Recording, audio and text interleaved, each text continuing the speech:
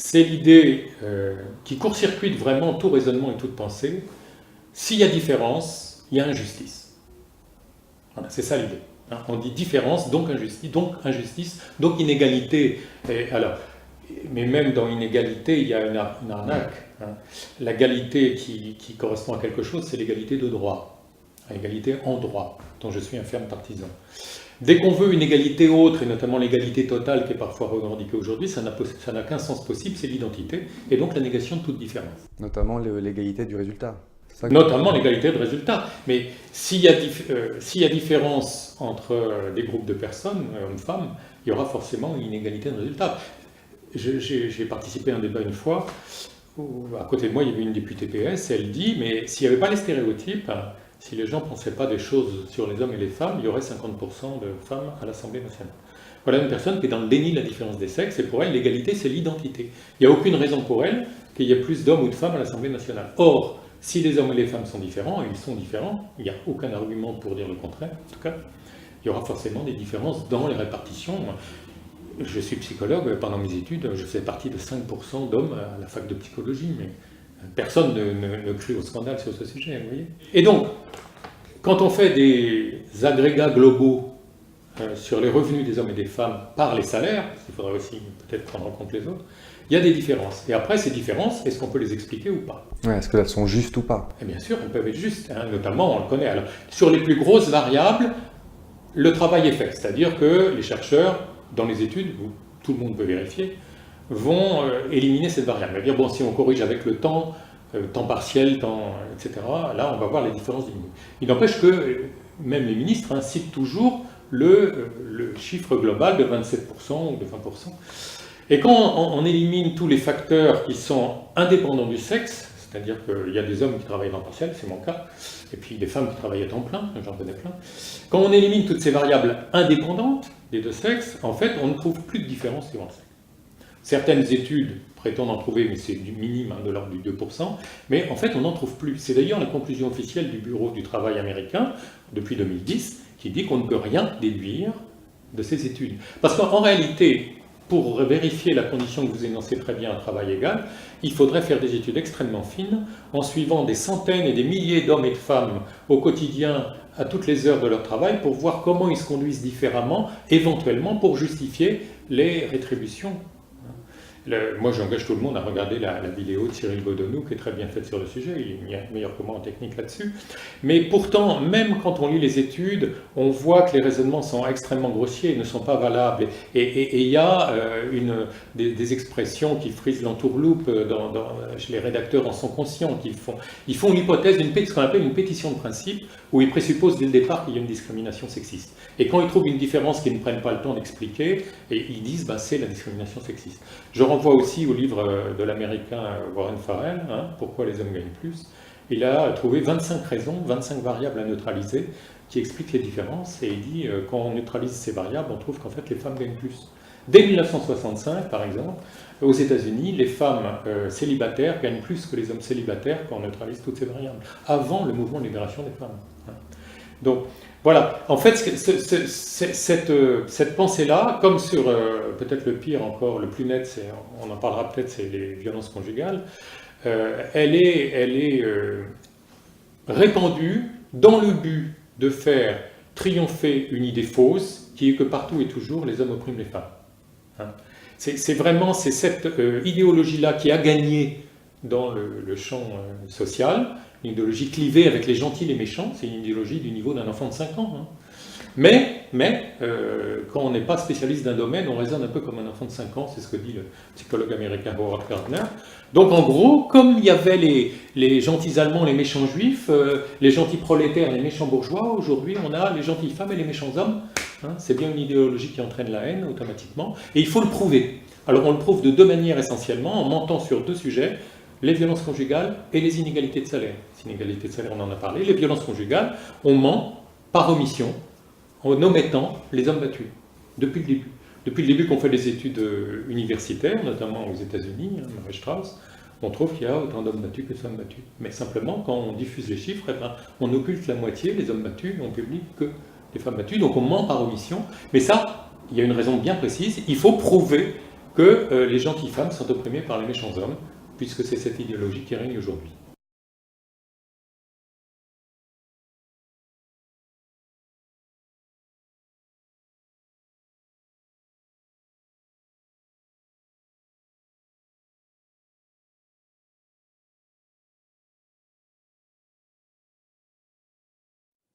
Welcome to Uncommon Knowledge. I'm Peter Robinson. Joining me today, economist Thomas Sowell of the Hoover Institution, the author of such classics as Basic Economics and The Vision of the Anointed. By the way, The Vision of the Anointed explains everything. It is a truly great book. When I call that one a classic, I really do mean it. Author of such classics as The Vision of the Anointed, Dr. Sowell has most recently published Economic Facts and Fallacies, several topics from which we will now be discussing. Men and Women, from Economic Facts and Fallacies. I'm quoting you to yourself, Tom. Quote, "It is widely believed that the rise of American women in high-level occupations since the 1960s has been due to anti-discrimination laws, and that these in turn have been due to the feminist movement. In reality, the proportion of women in high-level occupations was greater during the first decades of the 20th century than in the middle of the 20th century, and all of this was before the feminist movement." Explain. Yes, in the first half of the 20th century, for example, in 1908, the percentage of women in who's who in America was twice what it was in 1950. And various fields, if you look at the women who got PhDs in economics, chemistry, who got law degrees, other postgraduate degrees, those were all higher in the 20s and 30s than they were in the 50s. And there was a very simple reason for it. Women in those days got married later.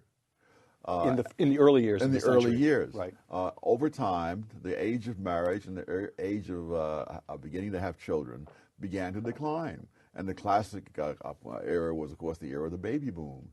And that's when women hit a low in their proportion of the postgraduate degrees and in the professions in which those degrees would be used. Now, around 1956, the age of marriage began rising. And in 1957, the age of having children rose, strangely enough. And as that rise continued, you saw women rising again in these various professions. So that now one of the professions, they reached in 1972 the same proportion they had had back in 1932. And as the age of marriage kept rising and as the number of children kept falling, women went on to higher and higher levels. Now, the people on the other side say the opposite by the simple expedient of looking as if the world began in 1960. They ignore all the rest of that, and they say it's all due to the feminist movement, to anti-discrimination laws, and so forth. Well, you're right. I'm going to quote you again. "Among the many factors which influence male-female economic differences, the most elusive is employer discrimination." Yes, that when you correct for all the various factors, such as the number of hours worked, the continuous employment versus taking a few years out to have children and so on. You take all that into account, the differences between men and women become quite trivial. If you look at the academic world, or as far back as 1969, women who were never married and who had earned higher incomes than men who had never married. They became a tenured professor at a higher rate than men who had never married. And then later on, if you look at the general population, if you take the women who are past the childbearing years and who work continuously, their incomes were higher than men who would work continuously, and so on. So the difference is that not that the employer is paying them differently, but that they have different characteristics. So the central variable in explaining economic differences between men and women is not employer discrimination, not the rise of feminism. It's that women, it's child rearing, marriage and child rearing. That's the variable. As that varies, a women's arrival or participation rate in high-level occupations varies with that. That's Absolutely. the okay. Now, in principle, you note, family responsibilities could be perfectly evenly divided between fathers and mothers. But that isn't the way it has worked in practice. Quote, I'm quoting you again, "Since economic consequences follow from practices rather than principles, the asymmetrical division of domestic responsibilities produces male-female differences in income," close quote.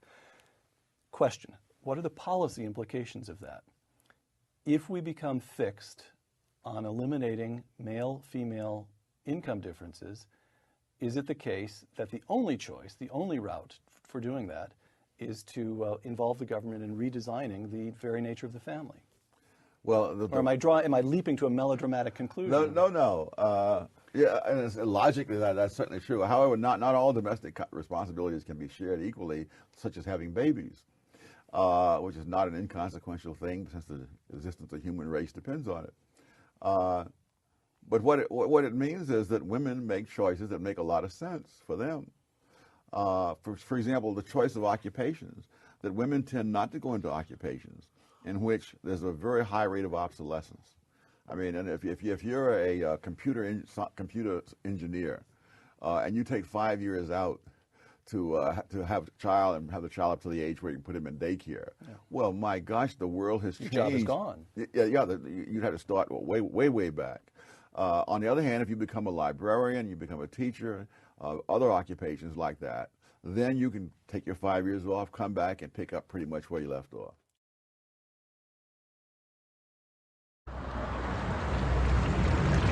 Cette violence nous a frappés. Se pourrait-il que des adolescentes soient capables d'une telle violence? Bonjour, je fais un documentaire sur la violence des femmes. Est-ce que ça vous dit quelque chose? Ça me dit quelque chose. Je connais pas grand-chose à ce sujet-là. Mais quoi, par exemple? Est-ce que tu as quelque chose à dire? Non, vraiment pas, là. J'ai jamais réfléchi à ça, désolé. La violence des femmes? Oui. Non, je vois pas. Ouf. Je suis pas très au courant de la violence des femmes. Violence des femmes? Ça existe, ça? C'est pas les hommes qui sont violents? C'est pas un sujet qui m'est très familier, là. Ça existe? Bien sûr, ben oui. Des femmes qui sont abusées de leur mari. Non, mais c'est la ça. violence des femmes. Par exemple, une femme qui aurait été violente envers toi ou envers de tes proches. Le contraire, là. Ah, OK. Ah, ben là, ça, c'est pas parlé souvent, ça. On parle pas souvent de ça, hein. Au Canada, tous les indices de criminalité sont en baisse, sauf chez les filles. Est-ce nouveau ou cette violence serait simplement restée invisible? Comme celle des épouses et celle des mères d'ailleurs. Combien de femmes seraient victimes de violences conjugales selon vous au Québec? Je sais pas, au moins 10 peut-être. 10 peut-être? 10 20%. 20%? J'aimerais que ça Pas soit se moins cacher. que ça. Je dirais peut-être 20 je sais pas, 20 Je sais pas, peut-être 25 25 30 30? Moi, je dirais même 35. Peut-être 35%. Sinon plus, là. 40%? 40%. Autour de ça. 45 peut-être? Certainement 70%. De 60 à 75 Donc tu penserais que 60 à 75% d'hommes violents au Québec? Environ.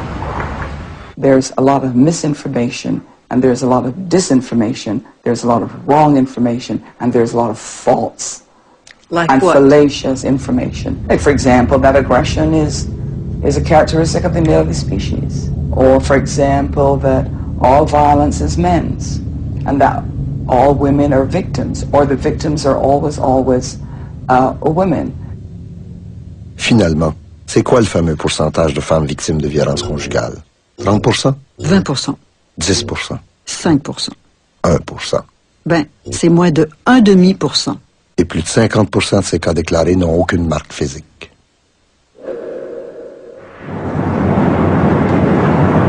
Mais le fameux pourcentage que tout le monde nous dit dans les vox pop, là, quand j'écoutais les réponses, j'étais intérieurement terrorisée à l'idée qu'on était rendu collectivement à penser ça de nous-mêmes, à penser que les hommes de nos vies sont tous violents.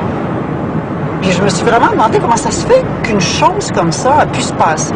Comment il se fait que collectivement, nous pensions ça? Comment il se fait qu'une opinion publique puisse être de cette façon-là, on va dire hijackée, détournée de la réalité? Mais comment un tel détournement de l'opinion publique a pu se produire? Quand, en 1993, on a décidé de faire un échantillonnage uniquement chez les femmes, et c'était une décision particulière, ça, de Statistique Canada.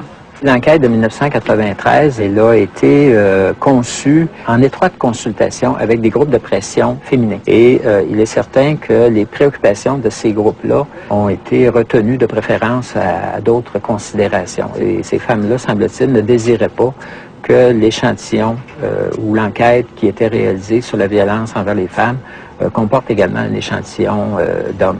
Faire une enquête de ce type-là, c'est évident que ça comporte un biais fondamental. On présume que le problème que les femmes peuvent connaître, ce problème-là n'existe pas chez les hommes, au même titre qu'il peut exister chez les femmes.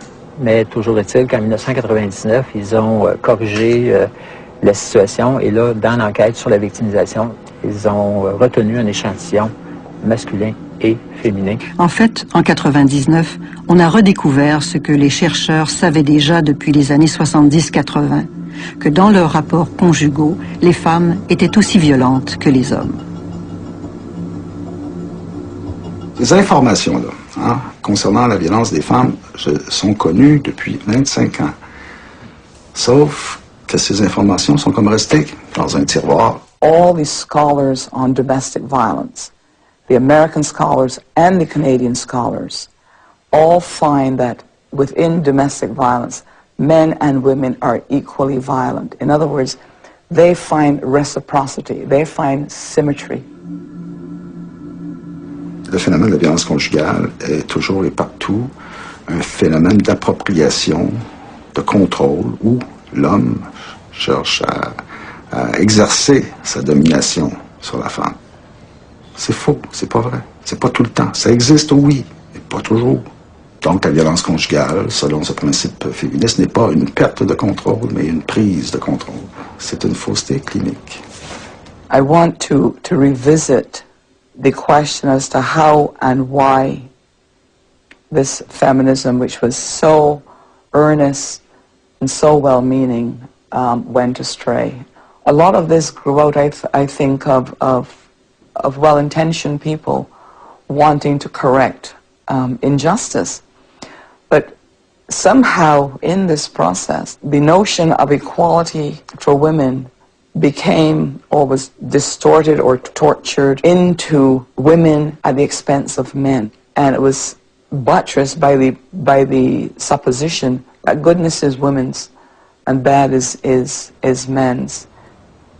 Il y a plein d'accusations, de discours à l'endroit des hommes qui ne seraient pas tolérés si on parlait d'autres collectivités comme, je sais pas, les Noirs, les musulmans, etc., etc. Mais concernant les hommes, il y a comme un préjugé défavorable envers les hommes. Est-ce qu'on pourrait aller jusqu'à dire que parfois ça pourrait être du sexisme? Oui, c'est ce que je pense, à l'envers. On a dénoncé la violence des hommes envers les femmes depuis 30 ans. Il est temps de remettre les pendules à l'heure.